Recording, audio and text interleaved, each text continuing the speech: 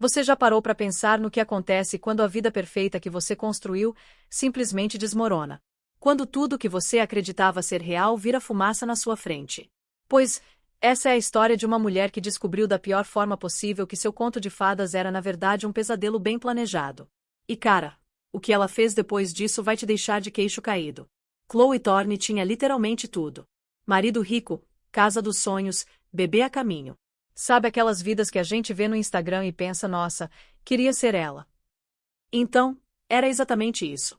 Até que uma terça-feira chuvosa mudou absolutamente tudo. Uma foto. Foi só isso que bastou. Uma simples fotografia que chegou no celular dela mostrou uma verdade brutal. O marido dela, Marcos, aquele homem que ela amava de verdade, estava num restaurante caríssimo com uma supermodelo internacional. E não era uma reunião de negócios não, viu? A mão dele estava por cima da mão dela. O olhar era daqueles que não mentem. Sabe quando você simplesmente sente? Naquela mesma noite, Chloe desapareceu. Sumiu. Evaporou. Deixou só a aliança de casamento em cima do travesseiro e um bilhete de 3 linhas que ia transformar a vida do Marcos num verdadeiro inferno. Porque o que ela descobriu depois da foto foi muito, muito pior do que uma simples traição. Vamos voltar um pouquinho no tempo para você entender direitinho como tudo começou. Chloe sempre acreditou que felicidade era algo que você constrói, sabe? Tijolo por tijolo, dia após dia. E ela tinha construído uma vida linda em Washington DC com Marcus Thorne, um CEO bilionário super bem-sucedido de uma empresa de tecnologia que estava bombando. O cara era o pacote completo. Inteligente, ambicioso, charmoso. Ela se sentia a mulher mais sortuda do mundo. Grávida de 7 meses da primeira filha deles, que iam chamar de Olivia, Chloe passava os dias decorando o quartinho do bebê e trabalhando como consultora pro Smithsonian. Ela tinha aquela vida equilibrada que todo mundo busca, entendeu? Carreira, família, amor, tudo encaixado perfeitamente. Mas aí vem aquela terça-feira maldita. Marcos ligou no meio da tarde dizendo que ia se atrasar. Reunião de última hora, fusão importante, o papo de sempre. E Chloe? Ela entendeu, né? Sempre entendia. Fez um chá, pegou um livro, preparou-se para uma noite tranquila em casa. Só que daí, ping. Uma mensagem da Samantha, amiga dela. Era uma foto meio tremida, tirada de longe num restaurante super exclusivo chamado Luciel. E quando Chloe abriu a imagem, cara, o mundo dela parou. Literalmente parou. Ali estava o Marcos. Não numa sala de reuniões. Não fechando negócio nenhum. Ele estava inclinado sobre uma mesa, olhando nos olhos de uma mulher deslumbrante. Isabella Rossi. Supermodelo internacional. Aquele tipo de mulher que você vê em outdoor e pensa, gente, essa pessoa é real. E a mão dele estava em cima da mão dela. O jeito que ele olhava para essa mulher era algo que Chloe não via direcionado para ela há meses. O celular escorregou da mão dela e bateu no chão de mármore. O barulho ecoou pela casa vazia como um tiro. Naquele momento, tudo fez sentido. Todos os atrasos. Todas as viagens de negócios. Todos aqueles beijos distraídos, apressados. As peças se encaixaram formando uma imagem que ela não queria ver, mas não podia mais ignorar. Sabe o que é mais louco? Ela não chorou. O choque foi tão grande que ela ficou tipo, congelada por dentro. Só conseguia pensar na filha que estava na barriga dela. Pensava, eu não vou criar minha filha numa mentira. Não vou ser aquela esposa que engole sapo e finge que tá tudo bem. Quando Marcos chegou perto da meia-noite, todo sorridente, soltando aquele papo de que dia cansativo, ela mal conseguiu olhar para ele. O cara era um estranho completo usando a máscara do marido dela. Ele tentou dar um beijo nela, mas Chloe virou o rosto. Marcos percebeu que tinha algo errado, mas ela só disse que estava cansada. E foi ali, naquele exato momento, que ela tomou a decisão mais importante da vida dela. Ela não ia confrontá-lo. Não ia fazer escândalo. Não ia dar a ele a chance de mentir, de manipular, de usar aquela lábia toda para convencê-la de que ela estava maluca ou exagerada. Não. Ela ia simplesmente desaparecer. E levar junto o bem mais precioso dele, a filha. Agora, presta atenção no que aconteceu nas próximas 36 horas. Porque isso aqui foi praticamente um filme de espionagem. Chloe entrou no que eu chamo de modo operação especial. Enquanto Marcos dormia feito uma pedra, achando que estava tudo sob controle, ela executava um plano que ia fazer qualquer detetive se orgulhar.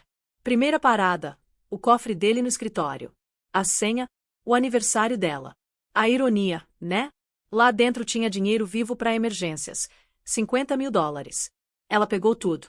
Afinal, era uma emergência mesmo. Depois, ela usou o notebook para comprar 3 passagens de ônibus com nomes falsos. Uma para Miami, outra para Chicago, outra para Seattle. Sabia que Marcos ia contratar os melhores investigadores do mercado e que a primeira coisa que eles iam fazer era rastrear compras de passagens. Essas 3 eram só para jogar areia nos olhos deles. Entendeu? Iscas falsas. O plano real dela era muito mais simples e inteligente. Ela arrumou uma mochila básica com roupas simples, vitaminas pré-natais, cópias dos exames médicos dela e, aqui vem a parte mais esperta, um celular descartável que ela tinha comprado há um mês pagando em dinheiro no 7-Eleven qualquer. Porque sim, Chloe já desconfiava há tempo. Um dia o Marcos chegou em casa cheirando um perfume que não era dela. Chanel número 5. O perfume favorito da Isabela. Foi ali que ela começou a se preparar, mesmo sem ter certeza ainda. Instinto feminino, sabe como é. Mas a parte mais difícil foi o que ela fez no quarto deles. Ela tirou a aliança de platina e o anel de noivado de 5 quilates do dedo. A pele embaixo estava pálida, marcada. A marca de uma promessa quebrada. Colocou as joias em cima do travesseiro dele, bem onde a cabeça ia encostar. E deixou um bilhete. Simples. Direto. Devastador. Vi a foto. Sei sobre o Luciel. Não me procure. Você não vai me encontrar. Ela deu uma última olhada na casa. A porta do quartinho do bebê estava entreaberta, o luar iluminando o berço vazio. Uma onda de tristeza tão profunda bateu nela que quase a derrubou. Mas ela colocou a mão na barriga, sussurrou: agora somos só nós duas, pequena, e eu vou te proteger, e saiu pela porta da frente. Desapareceu na madrugada de Georgetown e nunca mais olhou para trás. Marcos acordou com o silêncio. Estranho, porque Chloe sempre acordava primeiro, o cheiro de café já tomando conta da casa. Ele esticou a mão pro lado dela da cama e sentiu o lençol frio. Foi quando os dedos dele tocaram as joias. Sentou na cama num pulo, o coração disparado. Viu o bilhete. E cara, quando ele leu aquelas 2 linhas, o sangue sumiu do rosto dele. Luciel. Alguém sabia. Não importava quem.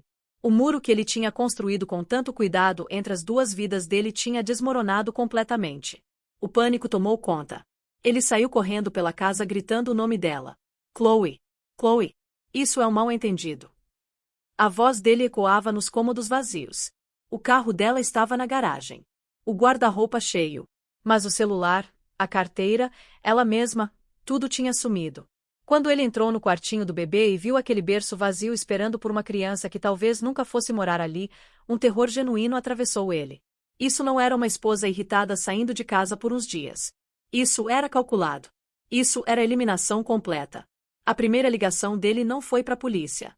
Foi pro Gavin Price, um ex-agente do FBI que agora comandava a firma de segurança privada mais discreta e implacável de DC. O tipo de cara que resolve problemas pros poderosos. Gavin, é o Marcus Thorne. Tem uma situação grande. A voz dele estava tremendo de um jeito que ele não sentia desde que a empresa quase faliu anos atrás. Minha esposa sumiu. Sumiu tipo ela te deixou ou sumiu tipo desaparecida? A voz do Gavin era rouca, sem emoção nenhuma. Ela deixou um bilhete. Acha que descobriu algo. Marcos não conseguiu falar o nome da Isabela em voz alta. Ela está grávida de 7 meses, Gavin. 7 meses. Encontra ela. Não me importa o quanto custe. Sem polícia. Ainda não. Isso precisa ficar discreto. Minha empresa está para fechar uma fusão bilionária. Qualquer escândalo público pode acabar com tudo. Encontra ela. Desligando o telefone, Marcos andava de um lado pro outro no escritório como um animal enjaulado. O medo que ele sentia pela Chloe e pelo bebê era real, uma dor crua e roendo por dentro. Mas misturado com isso tinha um terror gelado e egoísta por ele mesmo. Pela reputação dele. Pela fusão de bilhões de dólares. Pelo império que ele construiu do zero. Tudo dependia da imagem do Marcus Thorne, o gênio estável, o homem de família. Uma esposa grávida fugindo era um pesadelo de relações públicas que podia custar tudo para ele. Ele tinha que trazê-la de volta. Ia se desculpar, implorar, comprar joia nova, casa nova, o que fosse preciso. Só precisava encontrá-la primeiro. Grande erro dele, subestimar a Chloe. Ele achava que estava lidando com um coração partido. Não tinha ideia de que estava enfrentando uma mente brilhante que conhecia todos os segredos dele e agora estava usando o próprio manual implacável dele contra ele mesmo. Chloe sabia que as primeiras 48 horas eram cruciais. Chamou um táxi 2 quarteirões longe de casa e pagou em dinheiro para ser deixada na Union Station, a estação de trem. Lá dentro, ela se misturou na multidão anônima da manhã, a barriga de grávida escondida debaixo de um casaco largo, um gorro simples cobrindo o cabelo. Mas ela não embarcou em trem nenhum. Saiu por uma porta lateral, andou mais 6 quarteirões e pegou outro táxi. Dessa vez para um motel vagabundo que só aceita dinheiro num canto esquecido de Arlington, Virgínia. Pagou uma semana adiantado usando o nome Jane Smith. O quarto cheirava a cigarro velho e desespero, um universo de distância dos lençóis egípcios e sabonetes artesanais dela. Era perfeito.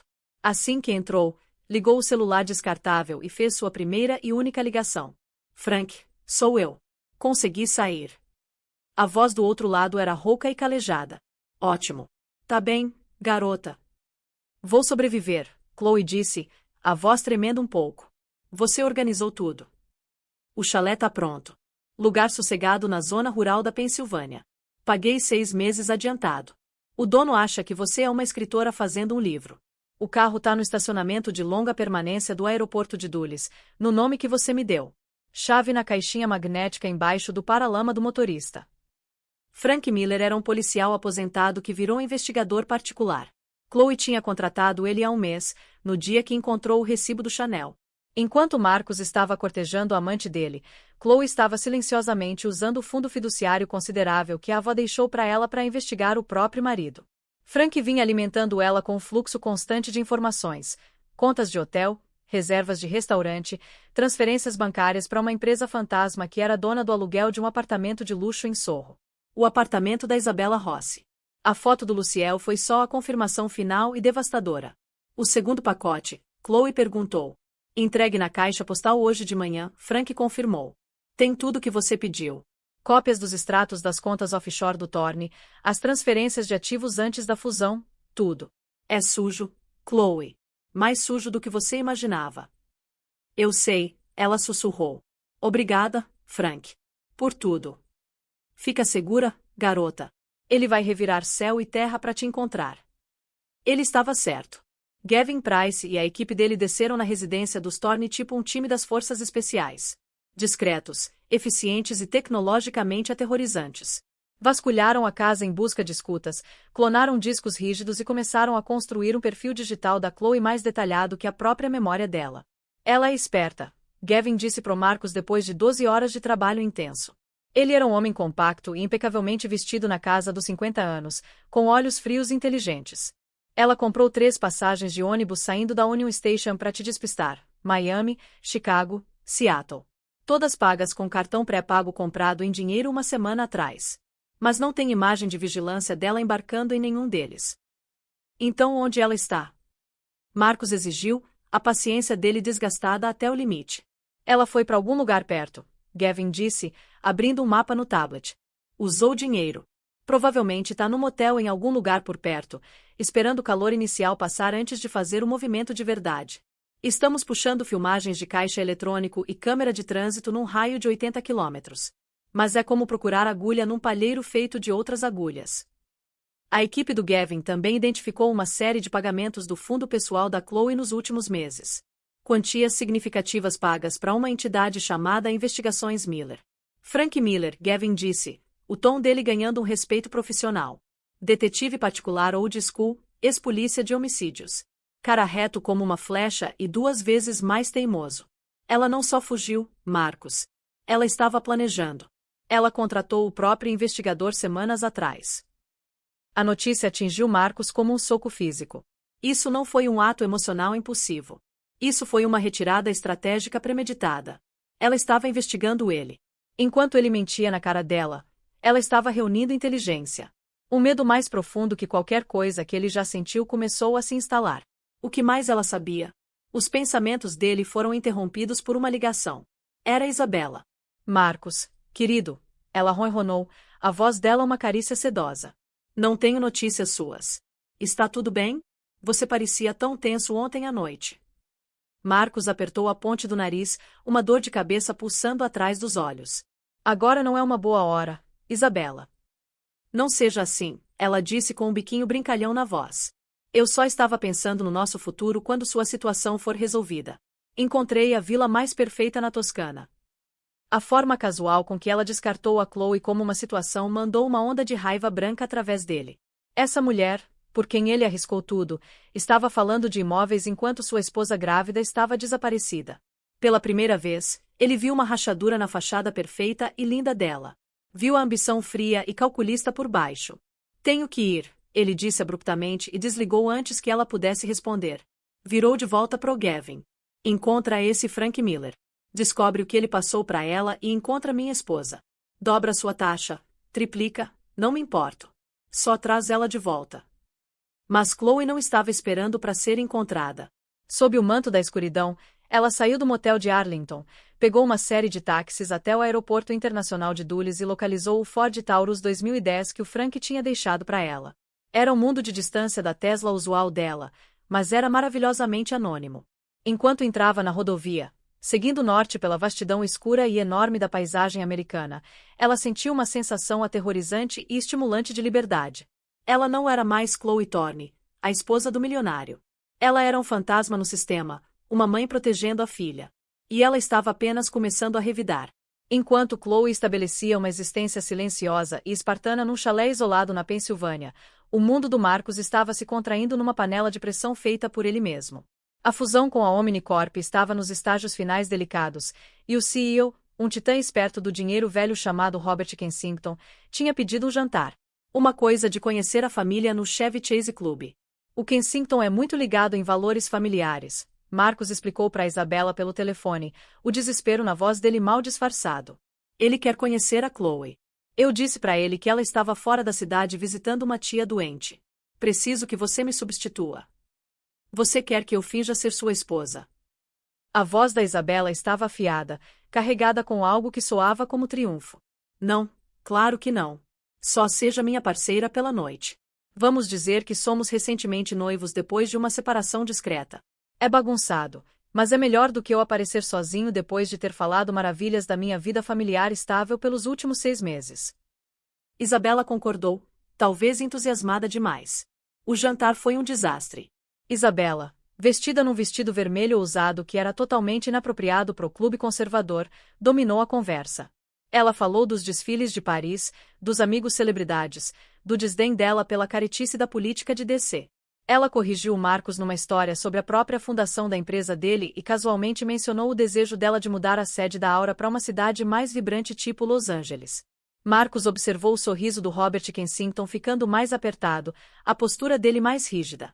Ele viu o negócio, o resultado de 2 anos de trabalho, escorrendo pelos dedos. Ele estava olhando para Isabella, realmente olhando, e vendo a mulher que o investigador dele estava descobrindo. O relatório do Gavin Price tinha chegado na mesa dele naquela manhã, e era arrepiante. Isabella Rossi não era só uma modelo.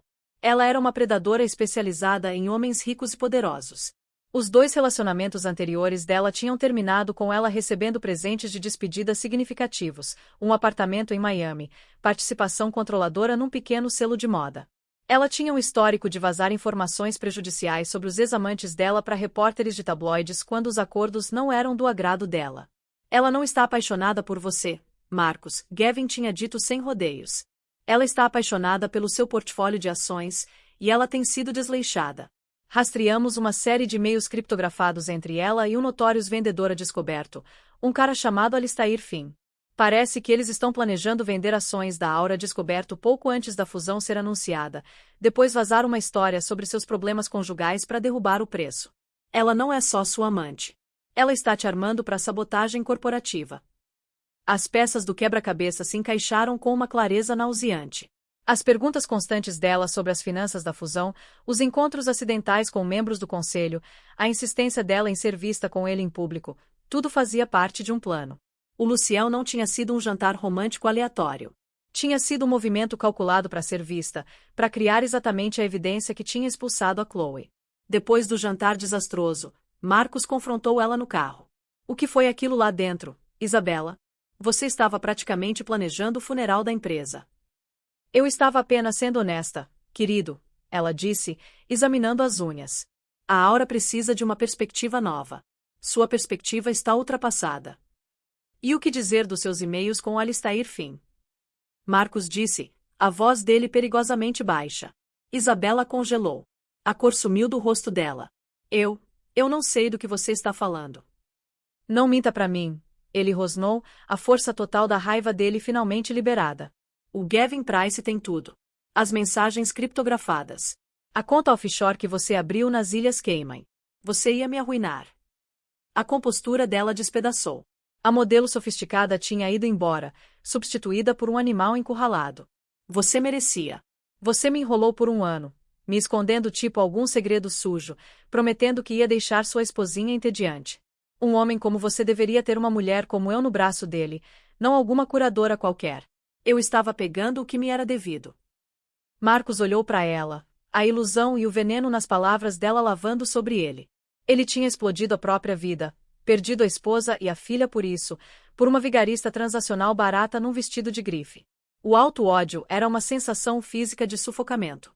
Sai, ele disse, as palavras mal sendo um sussurro. O quê? Sai do meu carro. Agora. Ele encostou numa rua escura com árvores. Ela olhou para ele incrédula, depois o rosto dela se torceu numa máscara de ódio puro.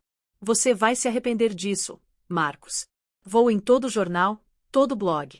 Quando eu terminar, Marcos Thorne vai ser sinônimo de piada. Ela saiu e bateu a porta. Marcos saiu dirigindo sem olhar para trás, o som dela gritando xingamentos desaparecendo atrás dele. Ele tinha apagado um fogo, mas sabia que o verdadeiro inferno ainda estava por vir. Porque longe, no chalé quieto dela, Chloe estava lendo um relatório muito diferente do próprio investigador dela. Não era sobre amantes ou dicas de ações. Era sobre uma empresa fantasma no Panamá, transferências ilegais de ativos projetadas para desvalorizar a Aura Innovations antes da fusão com a Omnicorp, e um padrão de fraude financeira que não só podia matar o negócio, mas mandá-lo para a prisão. Ela não estava só se escondendo. Ela estava construindo um caso. E ela estava prestes a se tornar a acusação, juíza e júri da vida inteira dele. O primeiro tremor atingiu na segunda-feira seguinte. Um artigo anônimo e altamente detalhado apareceu no The Gilded, um blog financeiro nichado mas influente comandado por uma jornalista investigativa chamada Brenda Hart. O post, intitulado Podridão Votada no Núcleo da Aura Innovations, apresentou uma série de alegações condenatórias sobre desmonte de ativos pré-fusão, citando contas offshore e empresas fantasmas com uma precisão que sugeria uma fonte interna. Não mencionou o Marcos pelo nome, mas não precisava. A ação, que estava disparando em antecipação da fusão, caiu 12 pontos na primeira hora de negociação. Marcos estava no escritório dele, uma verdadeira sala de guerra com seus advogados e o Gavin Price. O telefone dele vibrava sem parar com ligações dos membros do conselho e de um Robert Kensington em pânico. É ela, Marcos disse, a voz dele sem emoção. Tem que ser ela. Aquele P. Frank Miller deve ter desenterrado tudo isso para ela. A jornalista Brenda Hart é um fantasma. Gavin relatou, rolando por uma tela de dados. Trabalha inteiramente através de canais criptografados. Ninguém conhece a verdadeira identidade dela. Seja quem for a fonte, eles são espertos e estão cobrindo os rastros. O artigo foi só o primeiro ataque. Alguns dias depois, uma segunda matéria caiu. Essa era mais pessoal. Detalhava os gastos extravagantes num apartamento no Sorro e num Porsche novo, tudo rastreado de volta para uma holding financiada pelo Marcos e ligou as propriedades a Isabella Rossi. Pintou um quadro sórdido de fundos corporativos sendo usados para financiar um caso luxuoso. O conselho de diretores convocou o Marcos para uma reunião de emergência. O ar na sala estava grosso com acusação e medo. Que diabos está acontecendo, Marcos? Exigiu Lawrence Schultz, o membro mais velho do conselho e um mentor de uma época. Nossa ação está em queda livre. A SEC começou a farejar por aqui, e agora eu estou lendo sobre suas indiscrições pessoais em blogs financeiros. Robert Kensington está prestes a puxar o plugue de todo o negócio. É uma campanha de difamação, Marcos insistiu, a voz dele soando fraca até para os próprios ouvidos. Uma fabricação por uma parte ressentida. É fabricação que sua esposa grávida está desaparecida há mais de 2 semanas. Schultz retrucou. A pergunta pairou no ar, fria e afiada. O segredo tinha vazado. Os sussurros tinham virado um rugido. Enquanto isso, na Pensilvânia, Chloe assistia às consequências do seu santuário quieto. Ela sentia uma satisfação sombria, mas nenhuma alegria. Isso não era sobre vingança. Era sobre justiça. Era por cada mentira que ele tinha contado, cada vez que ele tinha beijado ela enquanto cheirava ao perfume de outra mulher. Frank tinha descoberto um nível de criminalidade que ela nunca tinha suspeitado. Marcus não era só um adúltero. Ele era um criminoso disposto a fraudar os próprios acionistas e o Robert Kensington para enriquecer a si mesmo. A vida dela tinha encontrado um novo ritmo quieto. Caminhadas matinais pela floresta, o ar fresco e limpo. Refeições simples, lendo por horas na frente da lareira de pedra. Ela tinha check-ins regulares com uma parteira local numa cidade próxima usando a nova identidade dela, Catherine Kate Miller. O Frank tinha criado um histórico impecável para ela. Mas a solidão era uma faca de dois gumes. À noite, o medo se infiltrava. O Marcus poderia encontrá-la. O que ele faria se encontrasse? Ela ficava acordada, uma mão na barriga, sentindo os chutes poderosos da filha, e jurava protegê-la. A pressão sobre o Marcus estava se tornando insuportável. Ele era um homem sitiado. Isabela, fiel à palavra dela, tinha começado a falar com a imprensa de tabloides, pintando a si mesma como a vítima de coração partido, fiando uma história de um homem que tinha prometido a ela o mundo. A história dela, combinada com o escândalo financeiro e o desaparecimento da Chloe, criou uma tempestade perfeita. Império de magnata milionário desmorona em meio ao escândalo, gritou uma manchete. Desesperado, Marcus fez a única coisa que vinha evitando. Ele convocou uma coletiva de imprensa.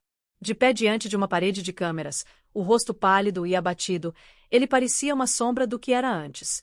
Eu sei que tem havido muitos rumores, ele começou, a voz tensa. Minha empresa está enfrentando um ataque coordenado e minha família está passando por um momento privado e doloroso. Minha esposa Chloe, eu a amo mais que tudo. Chloe, se você está assistindo isso, por favor volte para casa. A gente pode consertar isso. Eu faço qualquer coisa. Por favor, só me deixa saber que você e nosso bebê estão seguros. No chalé dela, Chloe assistiu à transmissão no laptop, o coração uma pedra fria e pesada no peito. O apelo público dele era uma performance. Outro movimento calculado para retomar o controle da narrativa, para pintá-la como uma fugitiva instável e emocional. Ele não a amava. Ele amava a ideia dela, a estabilidade que ela fornecia. Ela era o acessório perfeito para a vida perfeita dele. Ela pegou o celular descartável. Era a hora do movimento final. Frank, ela disse, a voz firme e clara. É hora. Manda o arquivo completo pro Robert Kensington e manda uma cópia pro gabinete do procurador dos Estados Unidos. Ela tinha terminado de sussurrar. Era a hora do trovão. O arquivo completo, as joias da coroa como Frank chamava, era um dispositivo explosivo. Continha prova irrefutável de fraude eletrônica, informação privilegiada e conspiração para fraudar a Omnicorp. As cópias dos e-mails pessoais do Marcus, que o Frank tinha obtido legalmente através de uma intimação relacionada a um processo civil fabricado, eram particularmente condenatórias, detalhando o esquema inteiro nas próprias palavras arrogantes do Marcus. Robert Kensington recebeu o pacote via entregador na propriedade particular dele em Virgínia. Uma hora depois, ele formalmente e publicamente retirou a oferta de fusão da Omnicorp, citando uma falha catastrófica de due diligence e uma perda completa de fé na liderança da Aura Innovations. No dia seguinte, o procurador dos Estados Unidos para o Distrito Sul de Nova York anunciou uma investigação federal em escala completa sobre Marcus Thorne e sua empresa. A ação da Aura não só caiu. Ela despencou de um penhasco. O império estava oficialmente queimando. Mas em meio ao caos, Gavin Price finalmente conseguiu uma pista. Um dos especialistas forenses digitais dele, perseguindo o fantasma de uma migalha digital, encontrou o único endereço IP fortemente anonimizado vindo de uma torre de celular remota na zona rural da Pensilvânia. Tinha sido usado uma vez por menos de um minuto para acessar a conta de e-mail antiga da Chloe, provavelmente um momento sentimental de fraqueza. Não era muito, mas era suficiente. Gavin fez referências cruzadas da localização do sinal com aluguéis de propriedades, registros fiscais, qualquer coisa que ele conseguisse encontrar. Ele finalmente chegou num chalé isolado à beira de um lago alugado 6 semanas atrás por dinheiro por uma mulher chamada Catherine Miller. A foto na carteira de motorista falsa que o Frank tinha conseguido era boa, mas o software de reconhecimento facial do Gavin era melhor. Era 98,7% de correspondência com Chloe Thorne. Marcus recebeu a ligação quando estava saindo do escritório do advogado, a palavra acusação ainda ecoando nos ouvidos. Eu a encontrei, Gavin disse. Um chalé no Lago Valen, Poconos, Pensilvânia. Estou te mandando o endereço agora. Todo instinto disse pro Marcus mandar os advogados, mandar o Gavin lidar com isso através de intermediários. Mas isso estava além disso. Isso era primitivo. Ele precisava vê-la, entender. Ele entrou no carro e dirigiu 6 horas direto pro norte, a mente dele uma tempestade de raiva, arrependimento e um fragmento de algo que ele não conseguia nomear. Ele chegou quando o crepúsculo estava se instalando, o céu uma explosão de laranja e roxo sobre o lago quieto. O chalé era pequeno, rústico, com fumaça enrolando de uma chaminé de pedra. Ele a viu pela janela, sentada numa cadeira de balanço, um livro no colo, a silhueta dela emoldurada pelo brilho quente de uma luminária. Ela estava ainda mais grávida do que ele lembrava, a barriga redonda e cheia. Ela parecia em paz. A visão disso mandou uma nova onda de fúria e perda através dele. Ele caminhou até a porta e bateu. Chloe não estava surpresa. Ela tinha sabido em algum nível que esse dia chegaria. Ela tinha visto o carro desconhecido subir pela longa entrada de cascalho. Ela levantou devagar, a mão descansando na barriga, e abriu a porta. Ele estava terrível. Tinha perdido peso. Os olhos estavam fundos e o terno caro estava amarrotado. O titã da indústria tinha ido embora, substituído por um homem assombrado e quebrado. Chloe, ele respirou, a voz rouca. Marcos, ela respondeu, a voz calma, desprovida da emoção que ele esperava. Não havia medo, nem raiva, apenas uma quietude profunda e cansada. Por quê? Ele perguntou, a única palavra englobando tudo. Por que me destruir? Por que não simplesmente se divorciar de mim? Pegar metade e ir embora? Por que você não quebrou só uma promessa para mim? Ela disse, o olhar inabalável. Você quebrou a lei. Você fraudou pessoas que confiaram em você. Você construiu nossa vida inteira numa fundação de mentiras, não só pessoais, mas profissionais. Isso não foi sobre dinheiro. Eu nunca quis seu dinheiro. Isso foi sobre consequências. Eu te amava, ele disse, e soou como uma súplica. Não. Chloe o corrigiu gentilmente. Você amava que eu era previsível, que eu era um ativo estável no seu portfólio. Você não tem ideia do que é amor, Marcos. Amor é honestidade. Amor é respeito. Amor não é deixar a pessoa para quem você jurou sua vida descobrir sobre seu caso pela mensagem de texto de uma amiga. Ele estremeceu como se tivesse sido atingido. Isabela, ela não significava nada. Foi um erro. Um erro estúpido e colossal. Ela era um sintoma, não a doença, Chloe disse. A doença é sua ambição, sua ganância. Ela consome tudo que toca. Eu, nosso bebê, sua empresa, tudo. Enquanto ela falava, uma dor aguda e repentina irradiou pela parte inferior das costas dela. Ela ofegou, a mão voando para a barriga. Os olhos do Marcos se arregalaram em alarme. O que foi? O que há de errado? O bebê. Ela respirou, se apoiando no batente da porta enquanto outra contração, mais forte dessa vez, a agarrava. Ela está vindo. A ironia era impressionante. Ali, no acerto de contas final com as ruínas da vida deles entre eles, a filha deles tinha decidido entrar no mundo. O homem que tinha despedaçado o mundo dela era a única pessoa a quilômetros de distância que podia ajudá-la.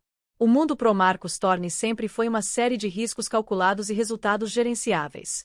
Era um tabuleiro de xadrez onde ele era o grande mestre, sempre 3 jogadas à frente.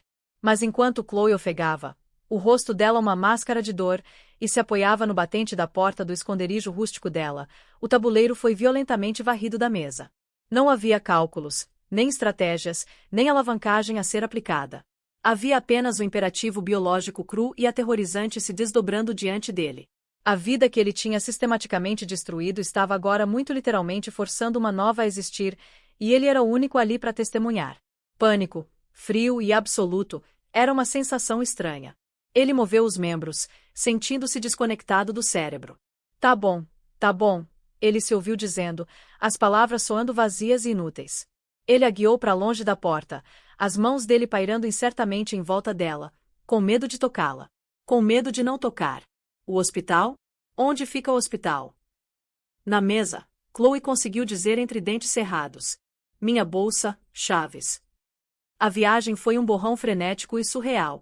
Ele a colocou no banco do passageiro do Audi impecável dele, o couro luxuoso um contraste chocante com o drama humano se desdobrando. Ele mexeu na bolsa hospitalar pré-arrumada dela, encontrou o endereço que ela tinha rabiscado num bloco, e socou no sistema de navegação do carro. Centro Médico Regional de Scranton, 37 quilômetros. Poderia muito bem estar na Lua. Ele dirigiu com uma velocidade que beirava a imprudência, os nós dos dedos brancos no volante. O ronco suave do motor alemão era pontuado pelas respirações agudas e rítmicas da Chloe. A cada suspiro doloroso do banco ao lado dele, um pedaço da realidade cuidadosamente construída dele se desintegrava. A acusação federal pendente, os bilhões em valor de acionista que ele tinha incinerado, a humilhação pública orquestrada pela Isabela, tudo desapareceu num rugido de fundo abafado e insignificante. A única coisa real era a estrada rural sinuosa e tortuosa da Pensilvânia, a voz estéril da senhora do GPS contando regressivamente os quilômetros, e a força elemental poderosa de uma vida exigindo sua entrada no mundo. Ele olhou de relance para Chloe. A cabeça dela estava jogada para trás contra o apoio de cabeça, o cabelo úmido de suor. O rosto dela, geralmente um estudo em compostura calma, estava contorcido com um esforço que ele não conseguia começar a compreender. Ele tinha visto ela comandar salas de reunião, encantar filantropos e navegar as águas sociais traiçoeiras de Washington DC com graça sem esforço. Ele nunca tinha visto ela tão vulnerável, tão poderosa. Essa era uma força além de dinheiro ou influência. Era antiga e absoluta, e ele não era nada mais que um motorista na presença dela. Só respira. Ele se pegou sussurrando, ecoando o conselho inútil que tinha ouvido em filmes. Ela lançou um olhar de fúria tão pura e não adulterada que ele recuou fisicamente. Não se atreva a me dizer para respirar. Ela rosnou, uma onda de dor crescendo. E então, quando a contração cedeu, o corpo dela ficou mole, a voz suavizando para um sussurro. Só dirige. Ele pressionou o acelerador, o coração batendo contra as costelas. Isso era culpa dele. Tudo. O estresse, a fuga, o esconderijo. Ele tinha feito isso com ela. Ele tinha pegado a gravidez serena e feliz dela e transformado numa provação desesperada de fugitiva. Se algo acontecesse com ela ou com o bebê, o pensamento era um buraco negro que ameaçava engoli-lo inteiro. Pela primeira vez, Marcus Thorne, o mestre do universo, começou a rezar. Ele não sabia para quem estava rezando, mas rezou com o fervor desesperado de um homem que finalmente tinha percebido que não estava e nunca tinha estado no controle. A sala de emergência do Scranton Regional era uma cacofonia de caos organizado, um mundo longe das alas privadas silenciosas do Sibley Memorial Hospital onde o nascimento de Olivia deveria ter acontecido. Uma enfermeira de triagem de rosto severo e comportamento formidável deu uma olhada na Chloe e imediatamente gritou ordens, tirando Marcus do transe dele. Em minutos, Chloe estava numa cadeira de rodas sendo levada rapidamente em direção à ala de maternidade. Marcus seguiu mudamente na esteira dela, ainda segurando a bolsa hospitalar. Uma enfermeira diferente, uma mulher de olhos gentis chamada Mary, o parou nas portas duplas. Só família além desse ponto, ela disse, a voz gentil mas firme. Você pode esperar na sala de espera. Vamos vir te buscar quando tiver notícia. Eu sou o pai, Marcus disse, as palavras soando estranhas e não merecidas na língua dele. Os olhos da enfermeira vacilaram com ceticismo enquanto ela absorvia o terno caro mas amarrotado dele, o queixo sem fazer a barba e o olhar frenético e assombrado nos olhos dele. Ele não parecia um pai expectante. Ele parecia um homem que tinha acabado de rastejar de um destroço. Do corredor, a voz da Chloe cortou o ar. Deixa ele entrar, Mary. A voz dela estava tensa, mas tinha uma nota inconfundível de comando. As sobrancelhas da Mary dispararam em surpresa, mas ela assentiu. Tudo bem então. Veste o avental. A sala de parto era pequena, estéril e cheia do brilho intimidador de equipamento médico. Cheirava a antisséptico e ansiedade. As próximas 8 horas foram um cadinho. Marcus era um fantasma na sala, uma testemunha silenciosa de uma batalha na qual ele não tinha parte em lutar. Ele assistiu enquanto a exaustão da Chloe dava lugar a uma resistência sobre-humana. Ele viu os médicos e enfermeiras trabalharem em volta dela com uma eficiência calma e praticada. Ele buscou gelo picado. Ele segurou um pano frio na testa dela. Quando ela gritou em agonia, apertando a mão dele com uma força que ameaçava estilhaçar seus ossos, ele não puxou a mão. Ele só segurou firme, ancorando ela, oferecendo a única coisa que lhe restava dar, sua presença. Nesse cadinho, a autoilusão dele foi queimada. Ele viu com clareza horrível as duas mulheres às quais ele tinha amarrado sua vida. Isabela, com seus dramas fabricados, suas birras calculadas, sua beleza que era tão profunda quanto uma fotografia. E Chloe, que estava atualmente realizando um feito de coragem primitiva tão crua que empequenarrava toda a conquista de sala de reunião que ele já tinha celebrado. Ele tinha trocado uma montanha por um monte de areia, um diamante por um caco de vidro. A estupidez pura e monumental das escolhas dele caiu sobre ele, e a vergonha era um peso físico pressionando o ar para fora dos pulmões dele. Então, justo quando a primeira sugestão de alvorada estava rompendo pelas persianas da janela do hospital, o mundo mudou. Um último empurrão desesperado da Chloe, um coro de encorajamento das enfermeiras, e então um novo som encheu a sala. Um choro fino e trêmulo, um som que perfurou através da exaustão, da dor e do arrependimento. Era o som de um novo começo. É uma menina, o médico anunciou, a voz dele brilhante. Você tem uma filha linda e saudável. Eles colocaram o bebê enrolado no peito da Chloe. Ela era uma bagunça de lágrimas e suor, completamente esgotada. Mas quando ela olhou para baixo para a criaturinha minúscula e enrugada nos braços dela, um olhar de amor profundo e transcendente tão intenso iluminou o rosto dela que tirou o fôlego do Marcus.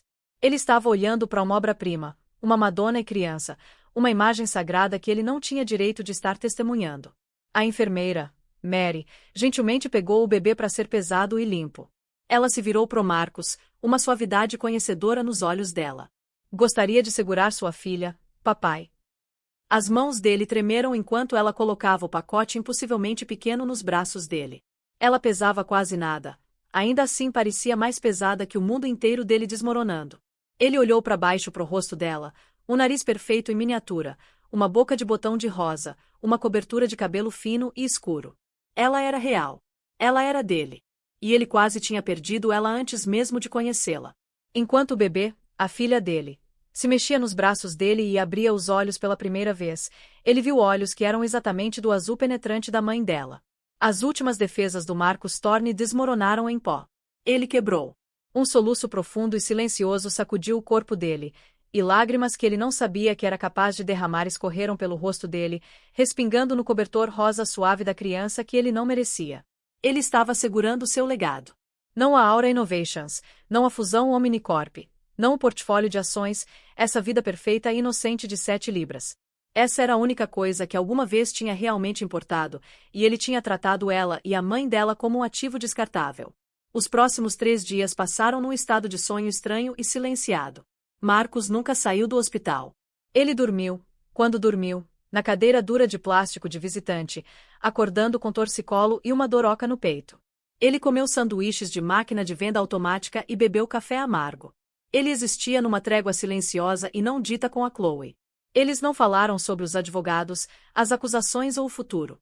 Eles falaram só da Olivia. Ela pegou a mamadeira. Acha que você poderia trocar ela? Escuta. Ela tá fazendo um barulhinho. Ele aprendeu os ritmos alienígenas de um recém-nascido. Os espirros surpreendentemente altos, os dedinhos que agarravam que se enrolavam em volta dos dele com força surpreendente, o cheiro suave e leitoso da pele dela. Ele assistiu Chloe, os instintos maternos dela entrando em ação com uma graça natural feroz.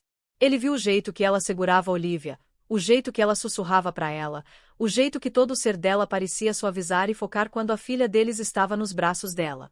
Ele era um espectador da formação de uma família da qual ele tinha sido ejetado pela própria mão. O telefone dele tocava incessantemente. Seus advogados, membros do conselho em pânico, o irmão frio dele. Ele saía para o corredor para atender as ligações, a voz dele um murmúrio baixo e derrotado enquanto ele ouvia os relatos das últimas convulsões da morte do império dele.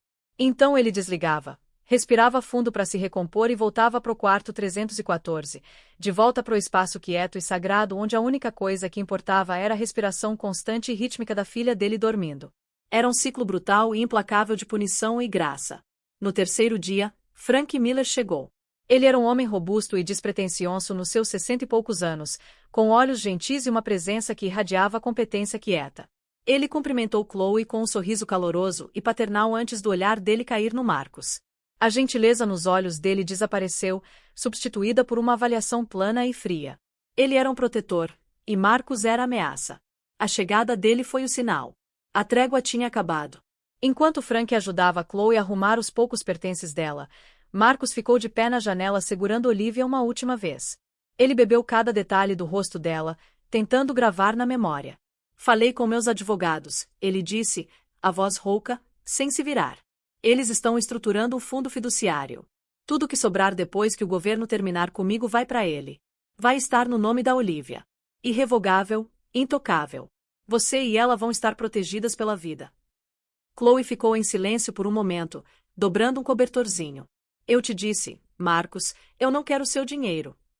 A voz dela era suave, mas o fio de aço ainda estava lá.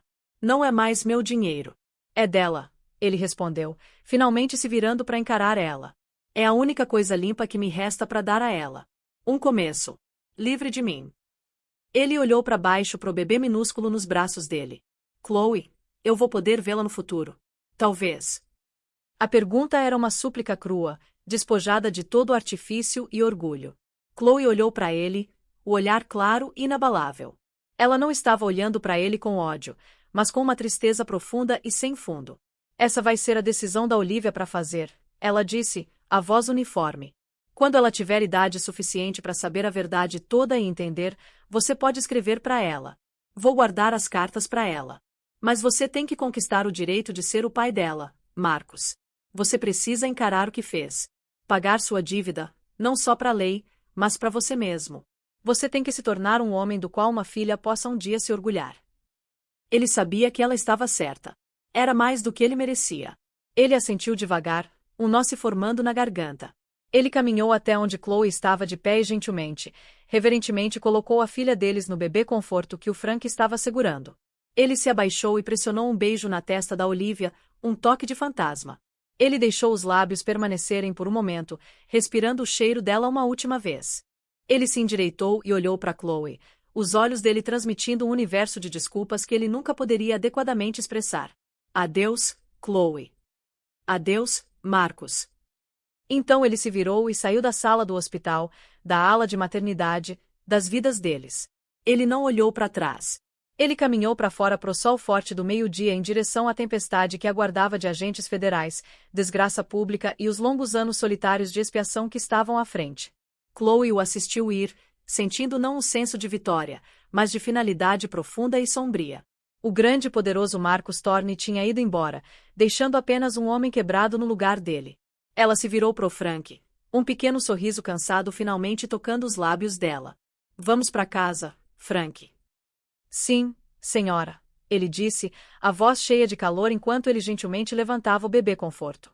Enquanto eles dirigiam para longe do hospital, deixando os destroços da vida antiga dela para trás, Chloe olhou para baixo para Olivia, dormindo pacificamente no assento dela. A gaiola dourada era uma pilha de cinzas. O império tinha desmoronado. Mas ali, naquele carro, indo em direção a um chalé pequeno e quieto perto de um lago, ela tinha tudo que alguma vez tinha realmente importado. Ela não era mais apenas uma esposa, uma vítima ou uma fugitiva. Ela era mãe. Ela era uma sobrevivente. Ela era livre. Ela estava de pé numa fundação nova, uma que ela tinha forjado sozinha das chamas da traição. Uma fundação construída não em riqueza ou mentiras, mas em coragem, verdade e no amor feroz, inflexível e inquebrável de uma mãe. A estrada à frente era incerta, mas pela primeira vez em muito, muito tempo, era inteiramente dela. E aí, o que você achou dessa história? Sério, pensa comigo por um segundo. A Chloe poderia ter simplesmente aceito a traição. Poderia ter ficado quieta. Poderia ter se contentado com a vida luxuosa e fingido que não viu nada. Afinal, quantas mulheres não fazem exatamente isso? Engolem a dor, escondem as lágrimas, mantêm as aparências. Mas ela não fez isso. Ela escolheu algo muito mais difícil. Ela escolheu a verdade. Escolheu a justiça. Escolheu a dignidade dela e o futuro da filha acima de qualquer conforto material. E olha, não foi só sobre o Marcos ter traído ela com a Isabela. Isso foi a ponta do iceberg, sacou? Quando ela começou a investigar de verdade, descobriu que o homem com quem tinha se casado não era só infiel, ele era um criminoso. Um cara disposto a fraudar investidores, manipular ações, construir um império em cima de mentiras e crimes financeiros. Imagina você descobrir isso. Que a pessoa que dorme do seu lado, que você confia, que vai ser pai do seu filho, é capaz de tudo isso. A coragem que ela teve não foi só de sair. Foi de fazer o cara pagar pelo que fez. De garantir que ele não ia simplesmente se safar, dar uma desculpa esfarrapada e continuar destruindo outras vidas. E aqui vai uma reflexão pesada para você. Quantas vezes a gente aceita migalhas achando que é o banquete completo? Quantas vezes a gente fica em relacionamentos, empregos, situações que estão nos destruindo por dentro só porque parece mais fácil do que recomeçar do zero? A Chloe tinha tudo do ponto de vista material. Casa linda, dinheiro, status social. Mas ela não tinha a única coisa que realmente importa: respeito. E ela entendeu que criar uma filha vendo a mãe aceitar desrespeito ia ensinar para Olivia que mulher tem que engolir sapo para manter as aparências. Não, senhor.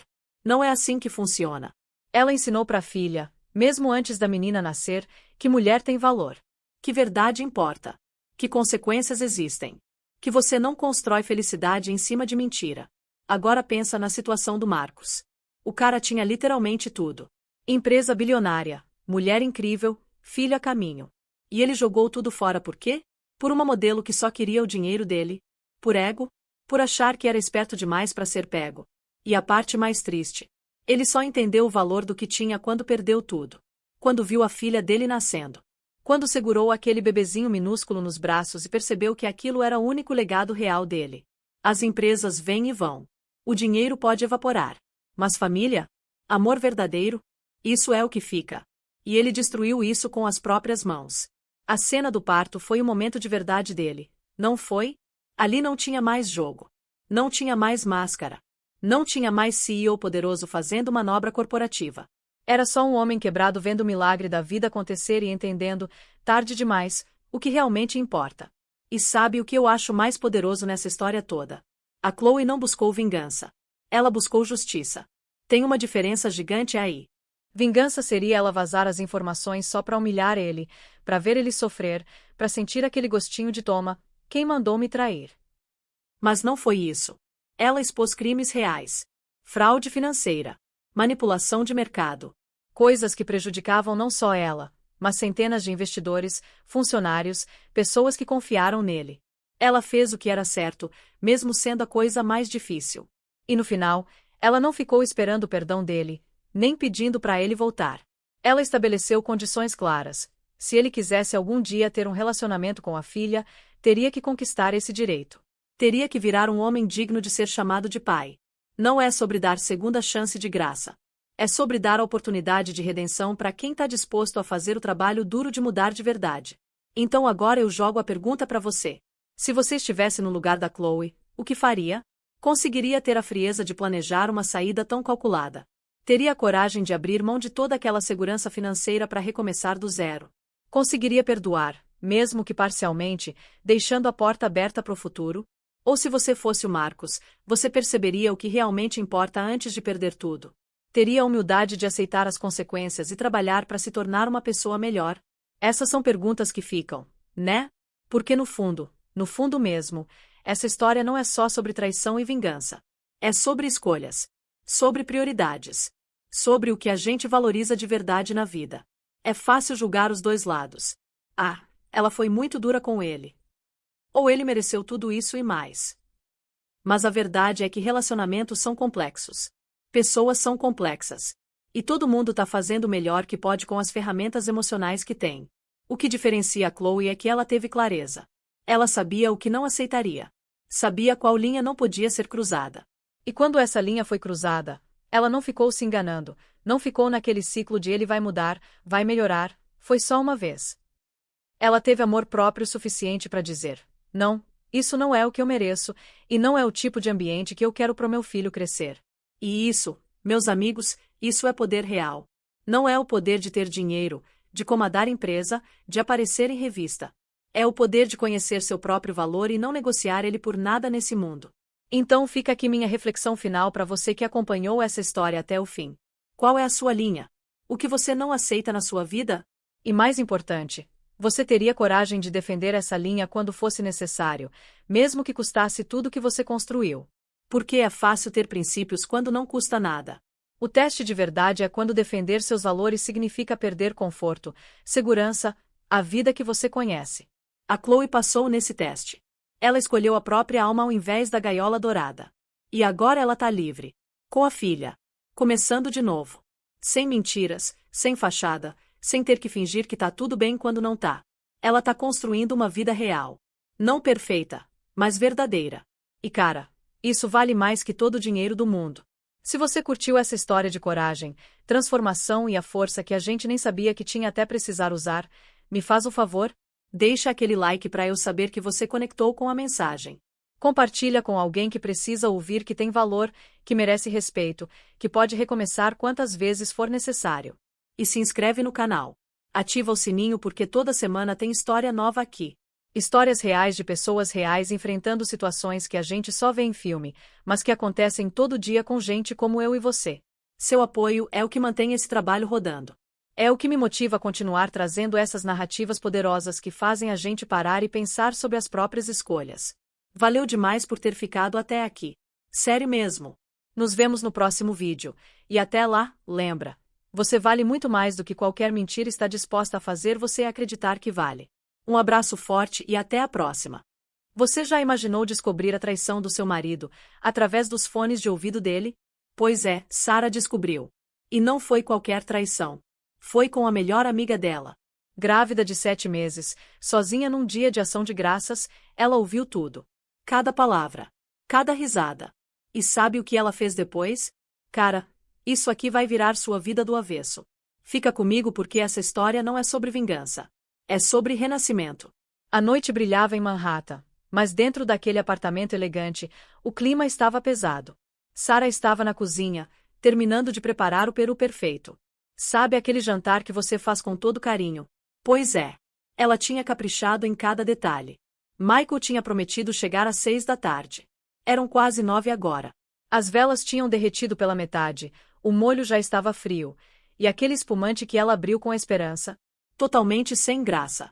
O relógio na parede continuava seu tic-tac irritante, como se estivesse contando os segundos da ilusão dela acabando. Sarah tentava se convencer. Deve ser trânsito. Deve estar preso no escritório. Mas lá no fundo, ela sabia que algo estava errado. Então o celular dela vibrou. Uma mensagem de Michael. Reunião de emergência. Não me espera. Te amo. Agora, escuta aqui. O cara trabalhava com investimentos imobiliários. Que tipo de emergência existe às 9 da noite num feriado? Sarah sentiu aquele aperto no peito, aquela intuição feminina que nunca erra. Ela ligou para ele. Nada. Caixa postal. Desesperada, resolveu ligar para a melhor amiga dela, Lily Harper. Aquela pessoa que ela confiava mais que em si mesma. Oi, Lily, ele ainda não chegou. Acho que vou jantar sozinha mesmo, disse Sarah tentando rir. A voz de Lily saiu doce demais, melosa demais. Ai, amiga, homem é complicado mesmo. Relaxa, come alguma coisa, descansa. Ele deve estar chegando. Mas teve algo estranho naquela ligação. Um som de fundo. Um piano. Não era qualquer piano. Era aquele som característico do lounge do Parque Hyatt, o mesmo hotel onde Michael tinha levado ela no aniversário de casamento. O coração de Sarah disparou. Ela olhou para a bancada da cozinha e viu os AirPods dele ainda carregando, conectados ao celular dela. Com a mão tremendo, ela apertou a conexão. Silêncio por alguns segundos. E então, a voz dele. Eu te disse que vou resolver isso depois das festas. E a risada dela. Lily. Resolver o quê? A esposa ou o bebê? Gente, o mundo de Sarah desabou naquele exato momento. A sala começou a girar, o ar sumiu dos pulmões, os joelhos quase cederam. As palavras cortaram mais fundo que qualquer grito poderia. O timer do forno tocou alegremente, como se a vida continuasse normal enquanto o coração dela parava de bater. Sarah desligou o forno, enxugou as lágrimas e olhou para o próprio reflexo na janela da cozinha. Aquela mulher ali não era mais a mesma. Não era mais ingênua. Não estava mais esperando ser amada. Ela respirou fundo, pegou uma pasta grossa rotulada documentos de emergência e sussurrou pro bebê na barriga.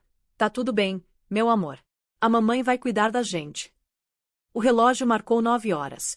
Lá fora, fogos de artifício iluminavam o céu de Nova York. Dentro do apartamento, Sarah endireitou os ombros, colocou a pasta ao lado do prato vazio do Michael e sussurrou com uma calma gelada que queimava. Feliz dia de ação de graças, Michael. A manhã seguinte parecia tranquila demais. Manhattan brilhava sob o sol pálido de inverno. Sarah acordou na sala de estar, os pés inchados apoiados no chão frio de mármore, olhando fixamente para o que sobrou do jantar. Aquele peru dourado que ela passou horas preparando agora estava seco e frio dentro de uma travessa azul Tiffany. Michael não tinha voltado para casa. Sem mensagem, sem ligação. Apenas silêncio. O celular dela tocou. Era a mãe ligando de Connecticut. Querida, como foi o primeiro dia de ação de graças de vocês como família? Sarah engoliu seco. Foi, tranquilo, respondeu baixinho, passando o dedo numa rachadura da mesa.